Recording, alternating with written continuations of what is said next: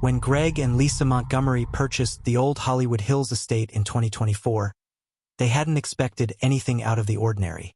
The house had belonged to Earl Holliman, a character actor of the Golden Age, best known for his roles in classic westerns and noir films. To the Montgomerys, it was simply a piece of Hollywood history, a charming mid-century home with a beautiful view of Los Angeles, a spacious interior, and a few quirks that came with an aging property. The previous owner had left most of the furniture intact. The decor was a time capsule of the 1960s. Heavy walnut furniture, plush carpets, and walls lined with black and white stills of Hollywood icons. Greg, a film professor, was fascinated by the memorabilia, while Lisa, a real estate agent, saw the house's potential resale value. But from the moment they moved in, the house felt off. It started with small things. The living room television an old set Holliman had supposedly adored would flicker on at odd hours, always playing the static-filled screen of an abandoned channel. The Montgomerys chalked it up to bad wiring. Then came the footsteps.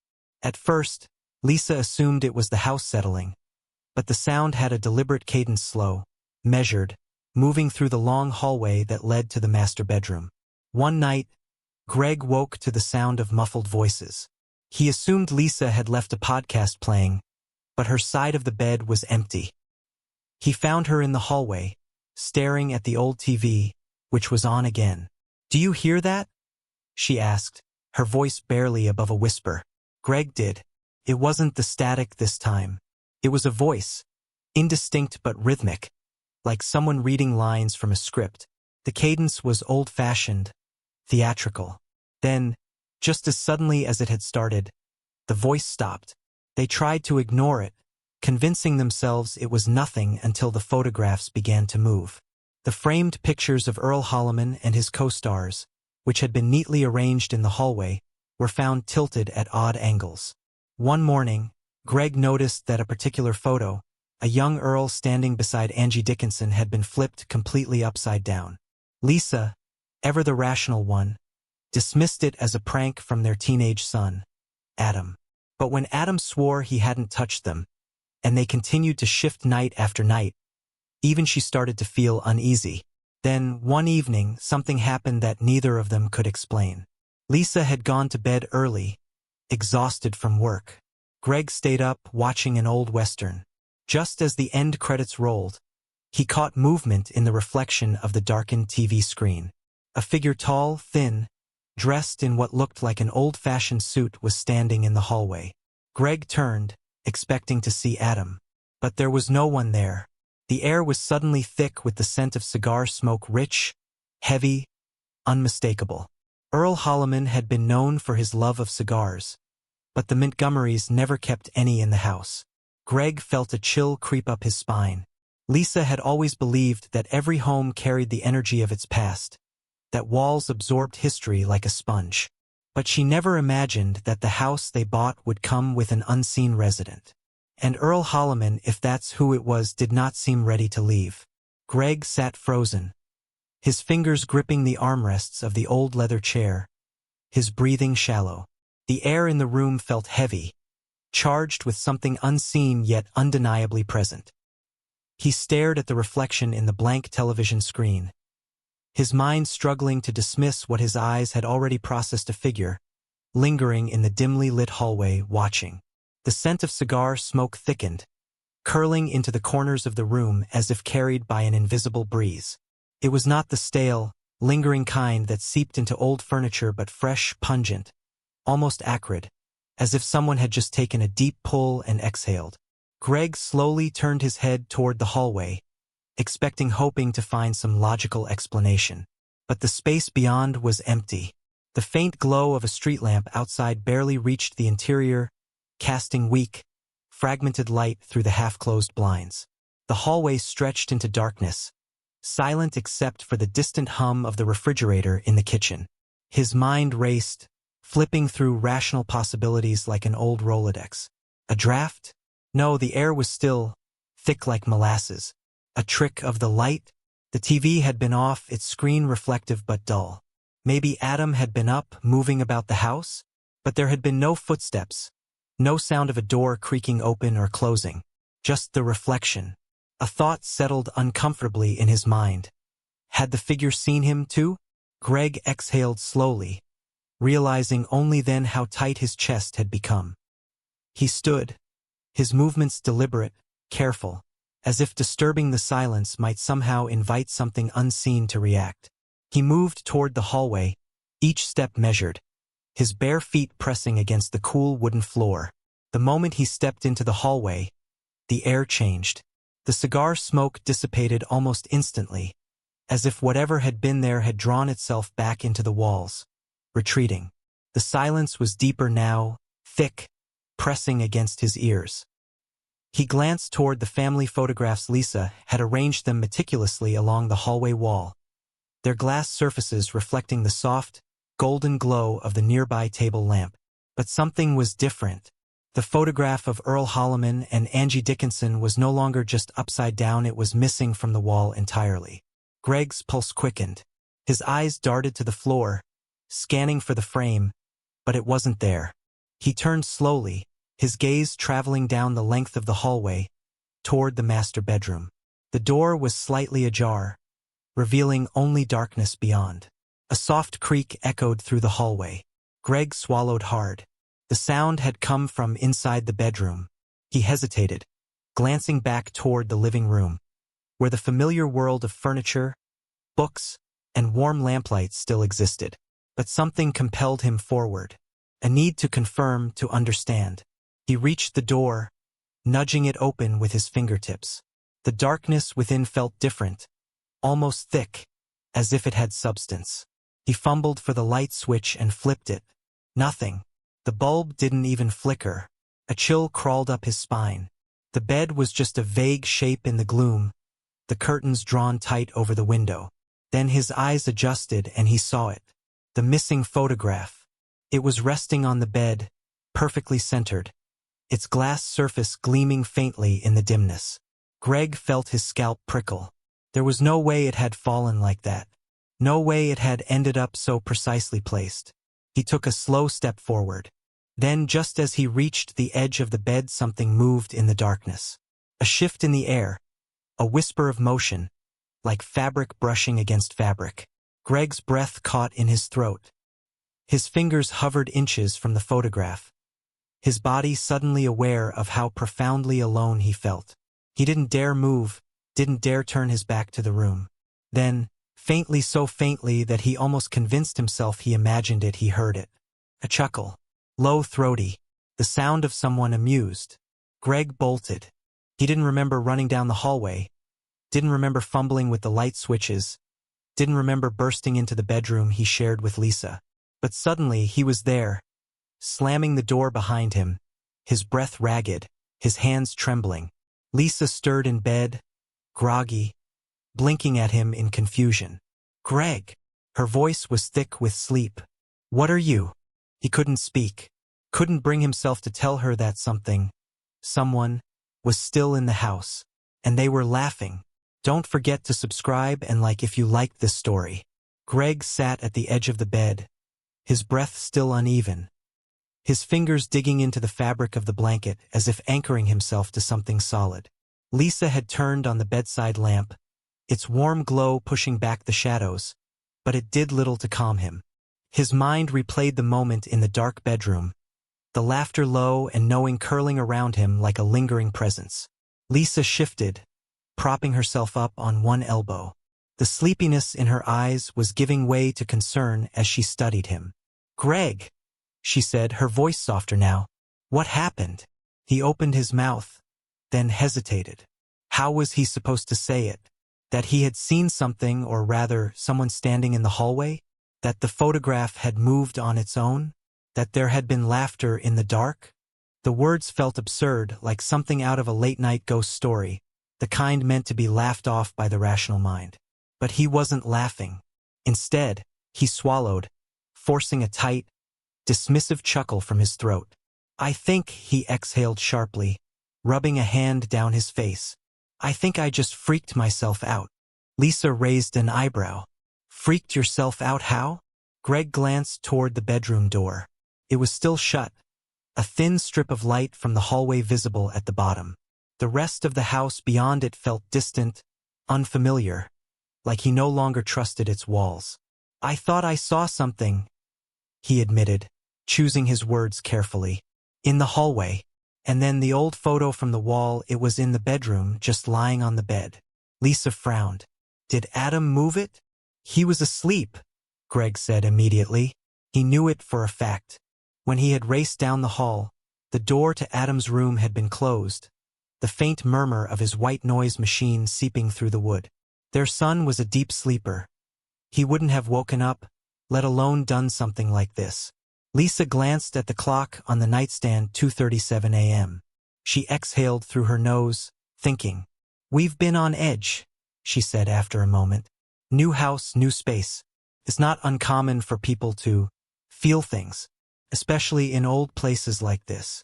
Greg wanted to nod, to agree with her, to let her rationalize it all away. But something in him resisted. "It wasn't just a feeling," he said quietly. Lisa studied him for a long moment, then reached out, placing a hand over his. Her touch was warm, grounding. "Do you want to check the security cameras?" The suggestion made his stomach clench.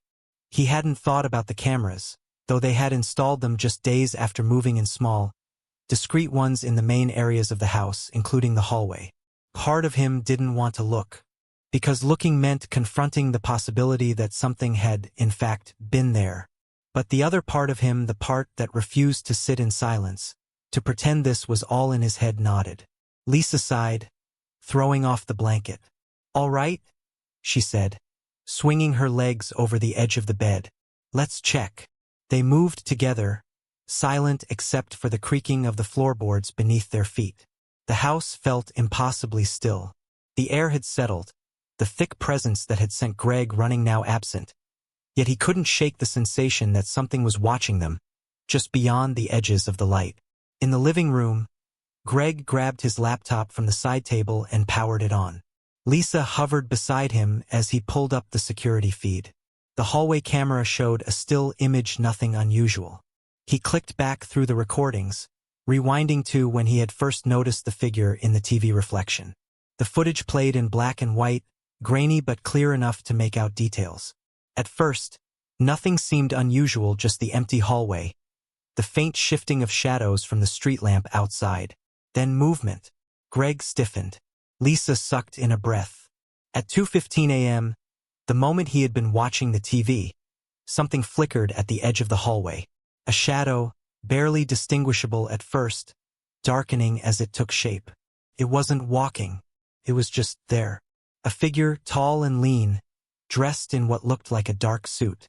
It didn't move in a way that made sense. One frame, it was near the end of the hallway.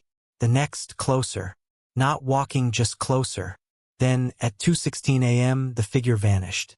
Not drifted away. Not stepped into darkness. Just gone. Greg swallowed hard, his throat dry. Lisa's grip tightened on his arm. And then the camera feed jumped. A flicker of static. A distortion.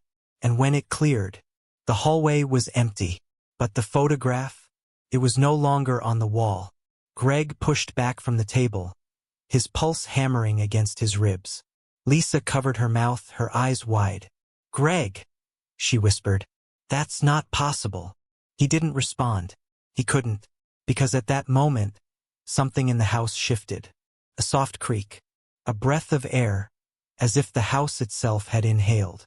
And then, the sound of footsteps, slow, measured, coming down the hallway. Greg's breath hitched, his body frozen in place. Lisa's grip on his arm tightened, her fingers digging into his skin. The footsteps were slow, deliberate. Each step pressed into the old wooden floorboards, the weight of it shifting just enough to cause that faint, strained creak. The sound wasn't coming from the kitchen or the far side of the house.